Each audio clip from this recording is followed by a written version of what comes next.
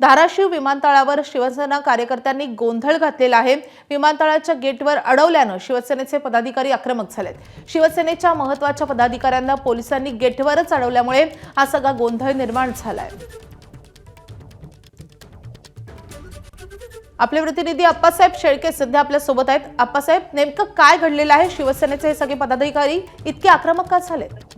माधवी, हा शिवसेनेतला धाराशिवमधला गोंधळ नवा नाहीये।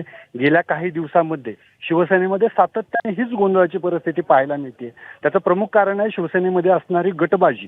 आज एकनाथ शिंदे धाराशिव दौऱ्यावर आहेत आणि शिंदेंच्या कानावर आपली कैफियत मांडण्यासाठी कालपासूनच शिवसैनिक आतुर आहेत। मात्र सकाळपासूनच काही शिवसैनिकांना पोलिसांनी नजरकैदेत ठेवलं, तर आज शिंदेंच्या भेटीसाठी विमानतळावर युवा सेनेच्या पदाधिकाऱ्यांनी गर्दी केली। मात्र सुरक्षेच्या कारणास्तव पोलिसांनी त्यांना आतमध्ये सोडलं नाही। मात्र गोंधळाची परिस्थिती यानंतर वाढली की भाजप आमदार राणा जगजितसिंह पाटील यांचे पुत्र मल्हार पाटील विमानतळावर दाखल झाले होते आणि त्यानंतर मात्र शिवसैनिकांमधला आक्रमकपणा पाहायला मिळाला। तिकीट वाटपात देखील आपल्याला हीच परिस्थिती पाहायला मिळाली होती की कुठेतरी भाजप शिवसेना चालवते असा सूर शिवसैनिकांमधून कायम पाहायला मिळतो आणि त्या पार्श्वभूमीवरच हे शिवसैनिक जे आहे ते आक्रमक झाल्याचं माधवी पाहायला मिळत आहे।